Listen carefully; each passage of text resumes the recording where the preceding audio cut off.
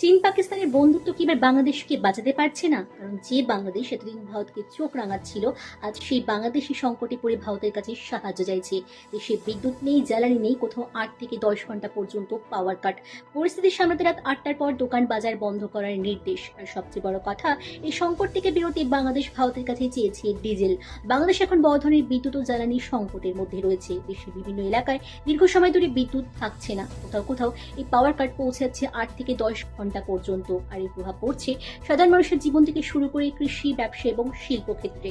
পরিস্থিতি সামাল দিতে সরকার বিদ্যুৎ সাশ্রয়ের জন্য শপিং মল, দোকান এবং বাজার রাত 8টার মধ্যেই বন্ধ করার নির্দেশ দিয়েছে। কিন্তু সমস্যা শুধু বিদ্যুতের নয়, বাংলাদেশের বড় সমস্যা এখন জ্বালানির সরবরাহ নিয়েও। দেশ নিজের প্রয়োজনের বড় অংশের তেল ও গ্যাস বিদেশ থেকে আমদানি করে, আর সেই সরবরাহের সমস্যা তৈরি হয়, সংকট আরো গভীর হয়েছে। এমন পরিস্থিতিতে বাংলাদেশ এখন ভারতের কাছে অতিরিক্ত ডিজেল চেয়েছে।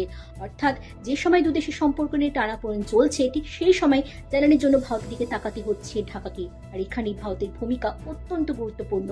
বাংলাদেশের অনুরোধের পর ভারতের বিদেশ মন্ত্রকের মুখপাত্র রণধীর জয়সওয়াল জানিয়েছেন, বাংলাদেশের সঙ্গে ভারতের জ্বালানির সহযোগিতা ইতিমধ্যেই চলছে।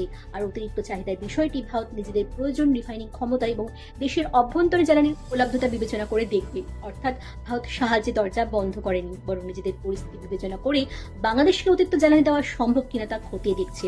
আর এই জ্বালানি সংকটের মধ্যেই সামনে আসছে আরো বড় একটি বিষয়। বাংলাদেশের প্রধানমন্ত্রী তারেক রহমানের ভারতের সফর নিয়ে আলোচনা চলছে। দেশের সম্পর্ক যখন কিছুটা টানাপোড়েনের মধ্যে, এই সফর অত্যন্ত গুরুত্বপূর্ণ হতে পারে। কারণ একদিকে বাংলাদেশের জ্বালানি সংকট, অন্যদিকে ভারতের সঙ্গে সম্পর্ক। তাই প্রশ্ন উঠছে, বিপদের সময় বাংলাদেশ এবার বুঝতে পারছে ভারতের সঙ্গে ভালো সম্পর্ক তাদের জন্য কতটা গুরুত্বপূর্ণ। চীন পাকিস্তানের সঙ্গে বন্ধুত্ব থাকলেও বাস্তব প্রয়োজনের সময় কাছের প্রতিবেশী ভারতকে কি বেশি ভরসা করতে হচ্ছে? এখন দেখার বিষয় হলো, তারেক রহমানের ভারত সফর হলে কি দুই দেশের সম্পর্কের বরফ গলে, নাকি পুরনো দূরত্বই থেকে যায়? তাই এখন সবার নজর সেই ভারত সফরের দিকেই। কারণ এই সফর শুধু জ্বালানি নিয়ে আলোচনা নয়, বাংলাদেশ ও ভারতের আগামী দিনের সম্পর্ক কোন দিকে যাবে তারও বড় ইঙ্গিত দিতে পারে।